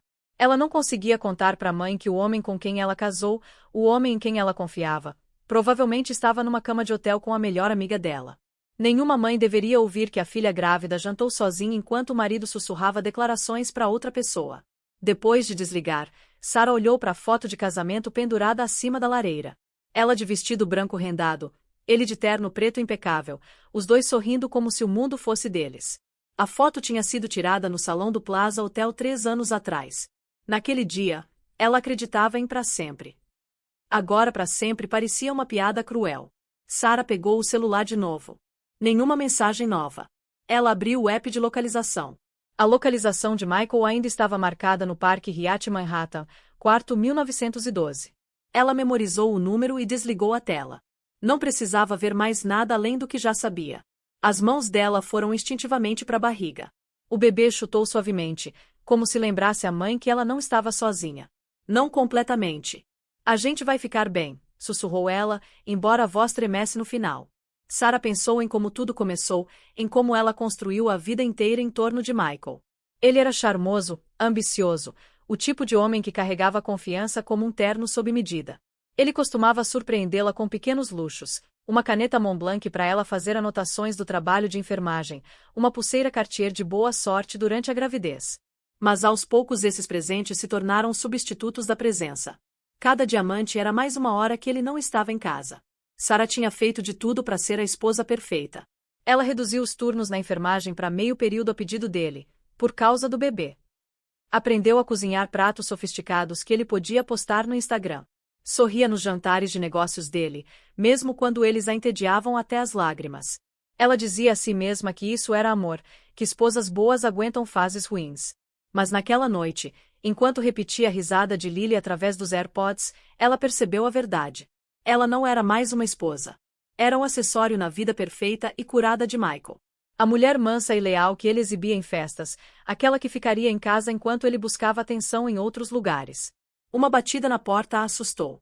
Ela hesitou, o coração acelerado, antes de abrir. Era o porteiro segurando um envelope. Senhora Miller, isso foi entregue por motoboy. Disseram que era urgente. O nome dela estava escrito à mão na frente. Sarah Miller. Na letra de Lily. Dentro havia um cartão simples. Você merece coisa melhor. Por favor, não me odeie. As coisas simplesmente aconteceram. Por um momento, Sarah não conseguiu respirar. O ar no peito virou fogo. A letra, antes familiar e reconfortante, agora parecia veneno no papel. Ela riu. Não uma risada amarga, mas algo vazio e sinistro, como vidro quebrando. As coisas simplesmente aconteceram, repetiu baixinho. Você aconteceu com meu marido. Você aconteceu com minha família. O celular vibrou de novo. Dessa vez, um número desconhecido. Uma mensagem apareceu. Senhora Miller, aqui é Grace Mitchell, advogada. Sua prima entrou em contato. Acho que precisamos conversar. Sarah encarou a mensagem. Pela primeira vez em 24 horas, ela soltou o ar dos pulmões. Talvez aquilo não fosse o fim. Talvez fosse apenas o começo da luta dela. Na segunda-feira seguinte, neve ameaçava cair sobre Manhattan. Sarah estava sentada numa mesa de canto dentro de um Starbucks na Lexington Avenue, as mãos envolvendo um copo de papel com mocha de menta. Na frente dela estava Grace Mitchell, terno impecável, olhos calmos e uma presença que fazia até o caos prestar atenção. Grace não perdeu tempo. Sua prima me contou tudo. Você tá grávida de 7 meses. Seu marido te traiu. E a outra mulher é sua melhor amiga. Você tem provas. Sarah assentiu, deslizando o iPhone pela mesa. Mensagens de voz. Eu ouvi os dois juntos através dos AirPods dele. Ele tá no Parque Hyatt, quarto 1912. A expressão de Grace não mudou. Ótimo. Faça backup de tudo isso. De agora em diante, cada palavra que você disser ou mandar importa. Cada mensagem, cada ligação. Ela pausou, inclinando-se ligeiramente para frente. Ele tá planejando te deixar, não tá? Sarah engoliu em seco. Depois que o bebê nascer.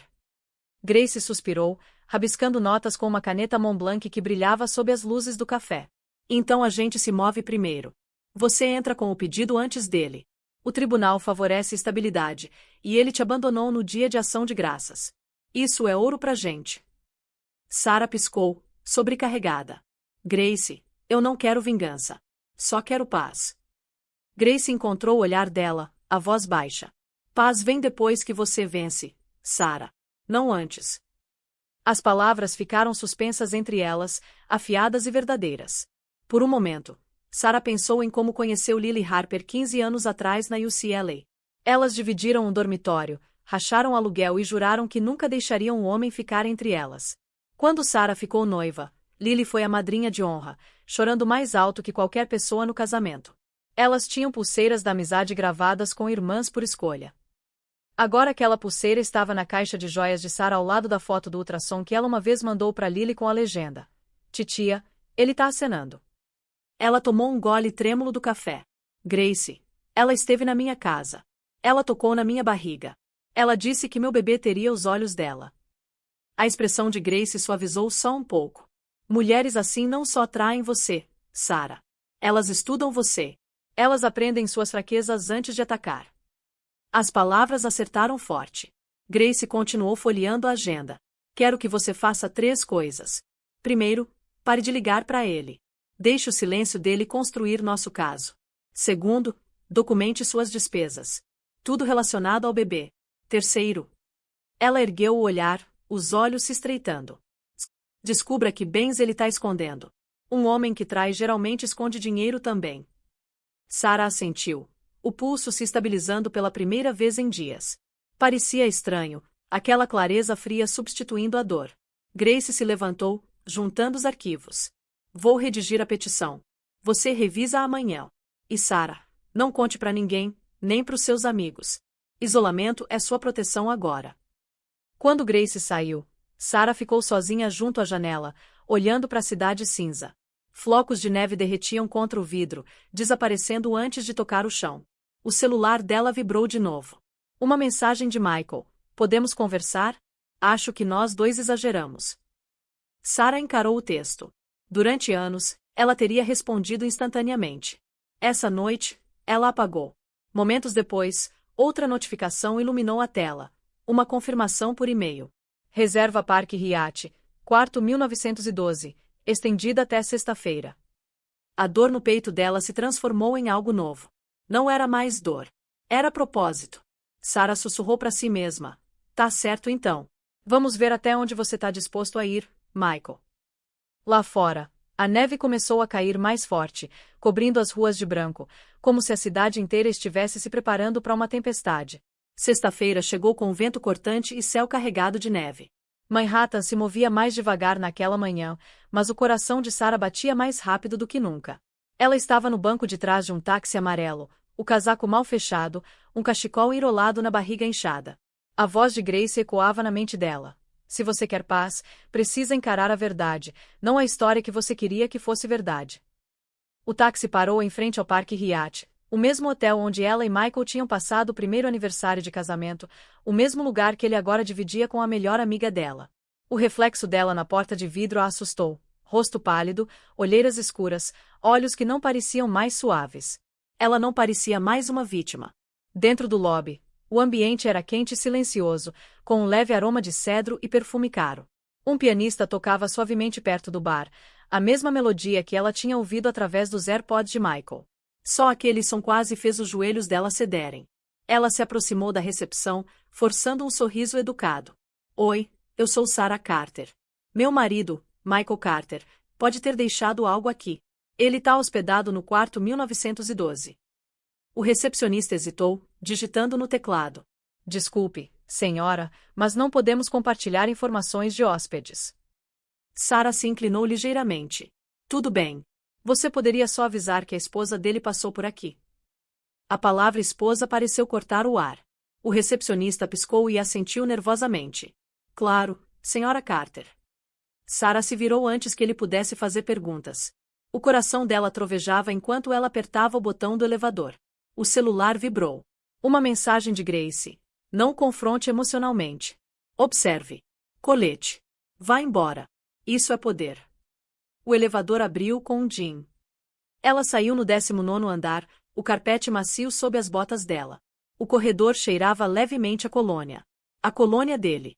O quarto 1912 ficava no final do corredor, a porta levemente entreaberta. Sarah congelou. Vozes flutuavam para fora. A risada de Lily, leve e falsa. A voz de Michael, mais baixa, defensiva. "Para de falar sobre ela, tá bom? É complicado." Lily respondeu: "Ela vai ficar bem. Você disse que acabou de fingir." As mãos de Sarah tremeram. Ela empurrou a porta gentilmente o suficiente para ver dentro. Michael estava sentado sem camisa na beirada da cama, mexendo no celular. Lily estava enrolada num dos roupões do hotel, bebendo champanhe. O quarto brilhava dourado sob luzes suaves, as mesmas luzes que uma vez emolduraram as memórias mais felizes de Sarah. O estômago dela revirou. Ela não gritou, não entrou correndo.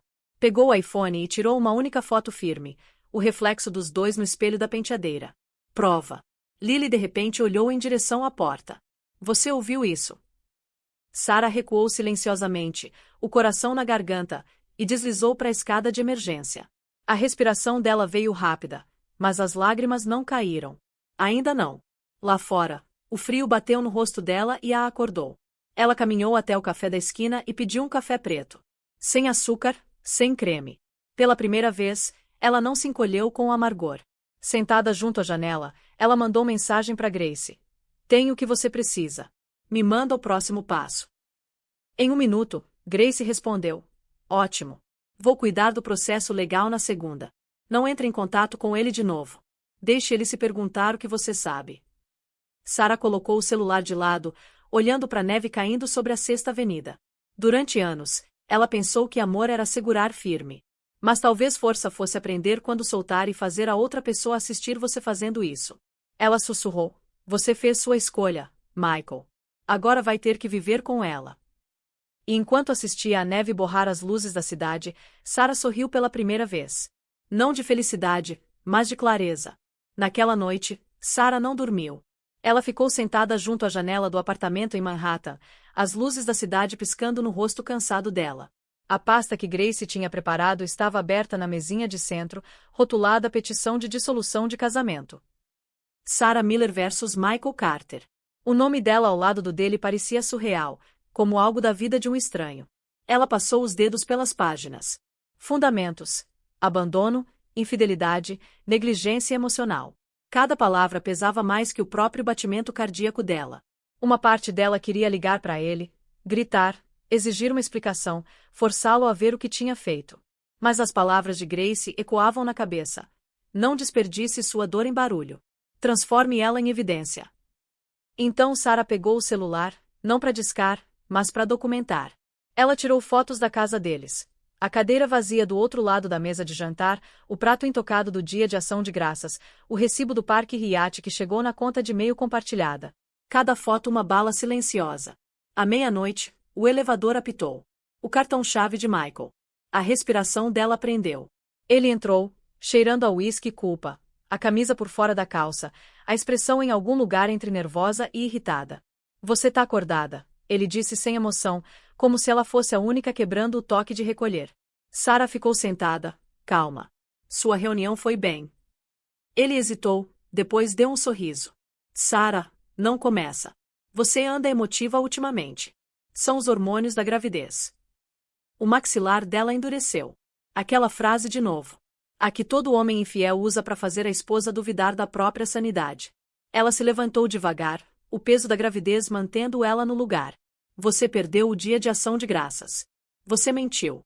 E eu sei onde você estava. Os olhos dele vacilaram. Só um segundo, mas foi suficiente. Você tá me vigiando? Isso não é saudável, Sarah. A risada dela foi curta e afiada. Então dormir com minha melhor amiga também não é. Silêncio. Então a máscara dele rachou. Não foi desse jeito. Você anda tão distante. Eu precisava de alguém para conversar. Lily era só um substituto. Ela completou para ele. Ele esfregou as têmporas, frustrado. Você tá exagerando. Tá transformando isso num drama quando não precisa ser. Sarah caminhou até a bancada da cozinha. Os movimentos dela eram medidos, quase graciosos. Ela serviu um copo d'água, colocou na bancada, então deslizou um envelope grosso em direção a ele. O que é isso? Realidade, ela disse. Grace Mitchell, minha advogada, vai cuidar de tudo daqui pra frente. Você vai receber notificação oficial segunda de manhã. Michael abriu o envelope. Papéis de divórcio, demonstrativos financeiros, uma cópia do recibo do hotel e uma foto ao reflexo dele e da Lily no espelho do hotel. O rosto dele ficou pálido. Você me seguiu? Não, ela disse simplesmente. Você facilitou. Pela primeira vez, ele pareceu assustado. Não de perder ela, mas do que ela poderia fazer com a reputação dele. Você não quer fazer isso, Sarah. Vai se arrepender. Ela encontrou os olhos dele, firme e fria. Não, Michael. Eu me arrependo de ter acreditado que você me amava. Ele bateu o envelope na bancada e saiu furioso, o som da porta ecoando pelo apartamento como um tiro. Sarah exalou, as mãos tremendo enquanto a adrenalina deixava o corpo dela. O bebê chutou suavemente, como se sentisse a determinação da mãe. Ela sussurrou para a barriga. Agora a gente tá segura. Ele não pode mais tocar na gente. Lá fora, a neve caía mais forte, cobrindo as ruas abaixo. Dentro, a última vela do dia de ação de graça se apagou. A guerra tinha começado. E Sarah, pela primeira vez, não tinha medo da luta. 2 semanas depois do julgamento, o inverno afrouxou o aperto sobre Manhattan. Os feriados tinham passado, mas a cidade ainda brilhava sob camadas suaves de neve. Para Sarah Miller, a vida finalmente tinha começado a desacelerar. O caso judicial tinha acabado. Michael tinha ido embora. E a paz, frágil mas real, tinha começado a criar raízes no mundo dela. Mas paz, como nascimento, frequentemente vem através da dor. Era um sábado tranquilo de manhã quando a primeira contração bateu. Sarah estava no sofá lendo um livro que Grace tinha dado de presente quando uma onda aguda e profunda rolou pelo corpo dela. Ela ofegou, apertando a barriga. O relógio na parede marcava 6h47. A bolsa estourou 20 minutos depois. Ela pegou a mala do hospital, já empacotada semanas antes, e ligou para Grace. Não entra em pânico, Grace disse instantaneamente. Victor tá indo. Respira, Sarah. Só respira. Quando ela chegou no New York Presbyterian Hospital, as contrações vinham mais rápido. As enfermeiras reconheceram ela imediatamente e a levaram correndo para a ala de maternidade. Uma delas sorriu reconfortante. Você tá em boas mãos agora, querida. Deitada na cama do hospital, Sarah agarrou a grade enquanto outra onda de dor batia. Mas por trás daquela dor, havia algo feroz determinação. Aquilo não era só um parto. Era um renascimento. Grace chegou momentos depois, sem fôlego, os saltos clicando pelo corredor. Você não achou que eu ia deixar você fazer isso sozinha, né? Ela disse, sorrindo suavemente enquanto pegava a mão de Sarah. Sarah riu entre uma lágrima. Você deveria ser minha advogada, não minha doula. Que pena, Grace disse, apertando a mão dela. Hoje, eu sou as duas. Horas se passaram. A neve lá fora engrossou, transformando a cidade num borrão branco. Entre contrações, Sarah flutuava entre memórias flashes da vida antiga, do casamento, da traição, do julgamento. Cada imagem passava como ondas, recuando da costa. Então às 14h11, o som veio. O primeiro choro da criança dela. Um som pequeno e lindo que estilhaçou toda a parede ao redor do coração dela. A enfermeira levantou o bebê e colocou nos braços trêmulos de Sarah. Parabéns, mamãe. É um menino. Sarah olhou para baixo para ele. Pele macia, olhos perfeitos, dedinhos se enrolando nos dela. Toda a dor, o medo, a traição tudo dissolveu naquele instante. Grace estava por perto, silenciosamente enxugando os próprios olhos. Ele é perfeito, Sarah. Sarah sorriu fracamente, sussurrando pro filho. Você é meu milagre. Minha segunda chance. Horas depois, enquanto o bebê dormia ao lado dela, o celular de Sarah vibrou na mesinha de cabeceira. Ela hesitou, esperando outro fantasma do passado, mas não era Michael. Era uma mensagem da equipe do hospital. Atualização de segurança. Michael Carter tentou entrar no lobby do hospital mais cedo. Ele foi escoltado para fora da propriedade imediatamente. O coração de Sarah pulou, não de medo, mas de calma certeza. Ele não podia mais tocar nela. Ela mandou mensagem para Grace contando. Em segundos, a resposta veio. Deixa o sistema lidar com ele. Você descansa. Ele já se apagou da sua história. Sarah largou o celular e olhou para o bebê dormindo. A neve lá fora refletia na janela, brilhando suavemente contra a noite. Ela sussurrou. Você nunca vai ter que conhecer a crueldade dele. Você só vai conhecer força, gentileza e amor. O bebê se mexeu, um leve sorriso curvando os lábios, como se entendesse. Sarah se recostou, exausta mas contente.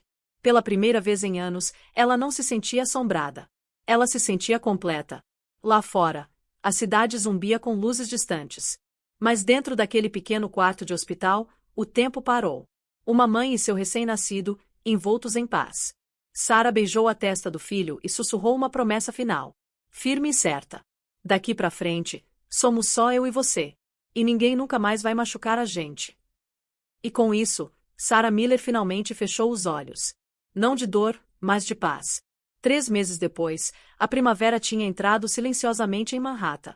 A neve tinha ido embora, substituída por árvores brotando e luz do sol derramando pelas janelas dos arranha-céus do novo apartamento de Sarah no Brooklyn Heights. A vida dela tinha mudado completamente. Menor, mais simples, mas pacífica. O bebê, chamado Ethan James Miller, dormia tranquilamente num berço branco perto da janela. A luz da manhã pegava o rostinho dele, suave e calmo, um reflexo da segurança que ela tinha lutado tanto para criar. Sarah sentou na escrivaninha, bebericando café morno, o aroma suave de baunilha enchendo o quarto. Ela abriu o diário, aquele que tinha carregado ela pelas noites mais escuras, e escreveu numa página nova. Dia 90. Encerramento. Ela respirou fundo, pegou a caneta e começou a escrever uma carta que nunca pretendia enviar.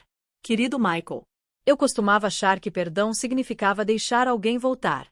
Mas agora eu sei que significa deixar ir sem ódio, sem medo. Você destruiu a versão de mim que esperava, que acreditava, que te amava incondicionalmente. Mas ao fazer isso, você criou a mulher que não precisa mais de você. Eu não te desejo dor. Só espero que um dia você entenda como é perder tudo que você tomou como garantido. Nosso filho nunca vai te conhecer. Não porque eu sou cruel, mas porque amor não deveria ser algo a temer. Eu vou criá-lo para ser o tipo de homem que nunca confunde poder com força. Você queria controle. Eu encontrei liberdade. Você queria silêncio. Eu encontrei minha voz. E quando eu disse feliz dia de ação de graças naquela noite, eu não sabia que seria meu adeus. Mas agora eu vejo que foi o começo de tudo novo. Sarah. Quando ela terminou, colocou a caneta de lado e encarou a carta. As mãos tremiam, não de raiva, mas do peso finalmente saindo dos ombros. Ethan se mexeu no sono, fazendo um som suave. Ela sorriu e sussurrou. Tá tudo bem, amor. A mamãe acabou de carregar o passado. Naquele momento, o celular dela vibrou. Uma mensagem de Grace. Atualização do tribunal. Michael se declarou culpado de assédio. 6 meses de liberdade condicional, aconselhamento obrigatório e ordem de restrição de 5 anos. Acabou oficialmente. Sarah exalou profundamente, fechando os olhos. Acabou. Grace seguiu com outra mensagem. Almoço no Plaza semana que vem. Eu pago. Você merece. Sarah riu baixinho. Mesmo agora, Grace não resistia a um toque de luxo. Ela caminhou até a janela, segurando Ethan nos braços. O horizonte brilhava do outro lado do rio, um lembrete de onde ela veio e do que ela sobreviveu. Abaixo, pessoas corriam pelas ruas, alheias à vitória silenciosa acontecendo acima delas. O reflexo dela no vidro a pegou desprevenida. Tinha ido embora a mulher que uma vez viveu com medo, que implorou por amor de alguém indigno. A mulher olhando de volta para ela agora estava calma, confiante, completa.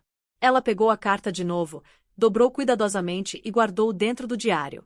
Algumas coisas, sussurrou ela, não precisam ser enviadas. Só precisam ser ditas. Então, como se fosse um sinal, Ethan abriu os olhos e olhou para cima para ela. O olhar dele era puro, sem fardo, cheio de confiança. Sarah sorriu, beijando a testa dele. Você é meu novo começo, sussurrou ela. Minha prova de que a luz sempre encontra o caminho de volta. Lá fora, uma brisa suave mexeu as cortinas. A cidade seguia em frente. Assim como ela. Sarah olhou para fora uma última vez, a voz mal passando de um sussurro. Ele escolheu minha melhor amiga. Mas a vida escolheu eu. E dessa vez, não era a dor que enchia o peito dela. Era paz.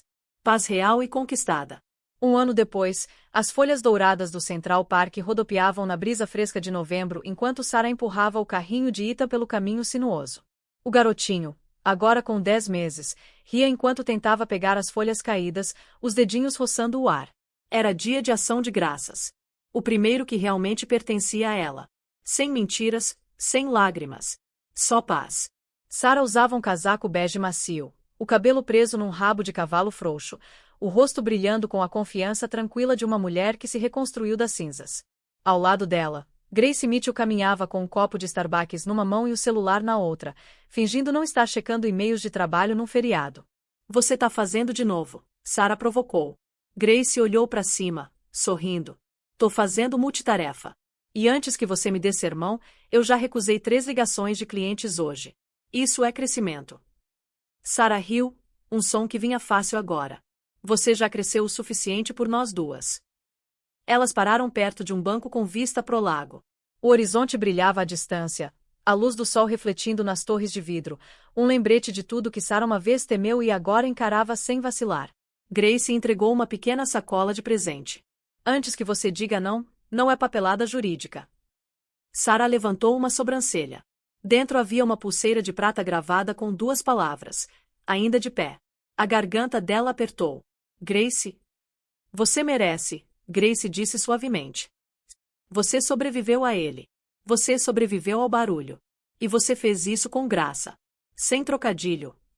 Sarah sorriu, piscando pras lágrimas. Eu não teria conseguido sem você. Talvez, Grace disse, bebendo café. Mas você é quem ficou de pé. Elas sentaram em silêncio confortável por um tempo, assistindo Ethan tagarelar feliz no carrinho. Um grupo de famílias por perto ria em volta de um piquenique, o cheiro de peru assado e canela enchendo o ar. O olhar de Sarah flutuou pro céu, o mesmo céu que tinha testemunhado ela na noite em que tudo desmoronou. E ela percebeu algo que nunca tinha entendido antes. Paz não chega em grandes gestos. Ela vem silenciosamente, como respiração depois de chorar. Grace cutucou ela gentilmente. Sabe, a imprensa ainda chama ele de o CFO caído. Ele tá morando com o irmão em Jersey agora, fazendo bicos de contabilidade. O nome dele tá basicamente na lista negra. Sarah não vacilou. Isso não é mais problema meu. Grace estudou ela por um momento, depois sorriu. Boa resposta. Sarah olhou para Ethan, os olhos azuis dele arregalados de admiração enquanto assistia um pássaro pousar por perto. Ele é meu futuro agora, ela disse suavemente. Michael foi só a lição. Grace deu risada. Uma lição bem cara. Sarah riu, balançando a cabeça. Valeu cada cicatriz. Mais tarde naquela tarde, elas pararam no River Café, o mesmo lugar que Sarah tinha ido depois que tudo desabou. Mas agora a vista da ponte do Brooklyn parecia diferente. Mais brilhante. Viva. Dentro, a anfitriã sorriu calorosamente. Mesa para 2 e um pequenino. Sarah assentiu, acomodando Ethan numa cadeirinha alta. O garçom chegou com champanhe para Grace e cidra espumante para ela. Pras novas tradições, Grace brindou. Pra paz, Sarah respondeu, batendo o copo gentilmente. Lá fora da janela, a cidade brilhava sob o pôr do sol dourado. Era a mesma Manhattan que uma vez a quebrou, mas agora era dela de novo. Quando o jantar acabou, ela pegou o celular e abriu o app do diário. Numa página nova, ela digitou. Dia 365. Dia de ação de graças. 1 ano atrás, eu disse adeus ao homem que me quebrou. Hoje, eu agradeço pela mulher que me tornei no lugar. Ela salvou a entrada, depois se inclinou para beijar a testa de Ethan. Feliz dia de ação de graças, meu amor, sussurrou ela. A gente conseguiu. O bebê fez um som suave, agarrando o dedo dela como se já soubesse. Enquanto as luzes da cidade piscavam para a vida, Sarah Miller sorriu. Não como a mulher que foi deixada para trás, mas como aquela que se levantou. A história dela não terminou em desilusão. Terminou em liberdade. A chuva caía sobre Manhattan como uma confissão. Era final de noite, e Lily Harper estava sentada sozinha dentro de um café pequeno na 9ª Avenida, o reflexo tremendo no vidro embaçado. A manicure uma vez perfeita estava lascada. A tela do celular rachada. Ela não tinha dormido direito em semanas. Lá fora, um outdoor digital ainda piscava o nome dela. Não em luzes de sucesso, mas de vergonha.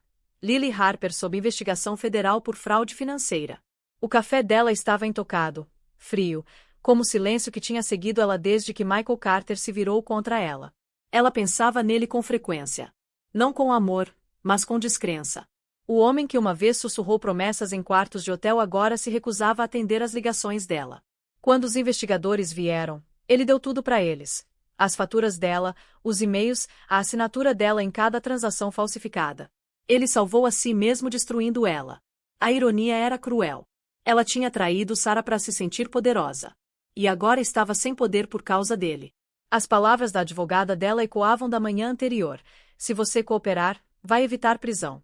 Mas sua carreira acabou, Lily. Nenhuma firma vai tocar no seu nome de novo. Ela tinha acenado entorpecida, fingindo entender, mas honestamente ela não tinha ouvido nada depois de sua carreira acabou. Uma rajada de vento sacudiu a porta do café. Ela olhou para cima, assustada, meio esperando ver ele entrar. Mas não era ninguém. Só o fantasma das escolhas dela. O celular vibrou. Uma notificação de e-mail de Sarah Miller. O coração dela parou. As mãos tremendo. Ela abriu. Não era uma mensagem. Só 2 palavras e uma foto anexada. Adeus, Lily. A foto era de Sarah segurando o filho recém-nascido, os olhos pacíficos, o sorriso radiante. Não havia raiva no rosto dela. Nenhum traço de vingança. Só força. Foi naquele momento que Lily quebrou. Não porque Sarah odiava ela, mas porque Sarah não odiava. Lágrimas escorreram livremente pelo rosto dela. Arrependimento. Ela sussurrou para ninguém. Eu queria sua vida, Sarah.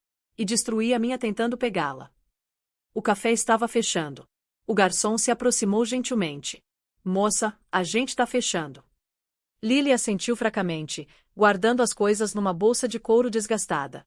O mundo de luxo dela tinha encolhido para alguns itens essenciais, um celular, uma carteira e uma reputação que nunca poderia ser limpa. Quando ela saiu, a chuva bateu no rosto dela como absolvição. Ela caminhou sem rumo pelas ruas, passando por vitrines refletindo quem ela costumava ser. Confiante, invejada, intocável. Agora ela era invisível. Uma manchete de uma banca de jornal próxima chamou a atenção dela. Fundação Sarah Miller lança programa para mulheres se recuperando de relacionamentos tóxicos.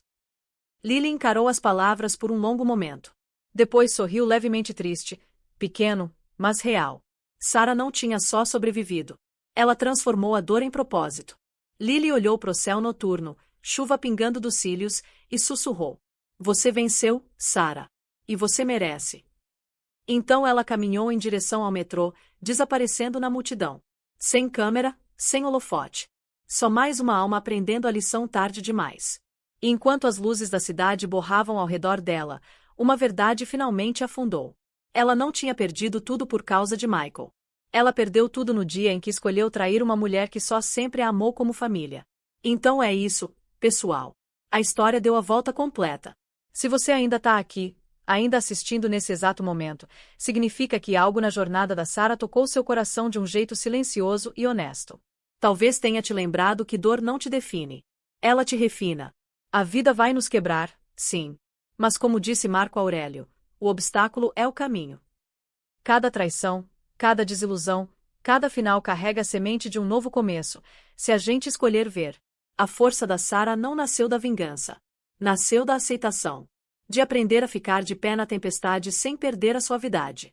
Todos nós temos uma noite de ação de graças nas nossas vidas. O momento em que tudo que a gente confiava desmorona.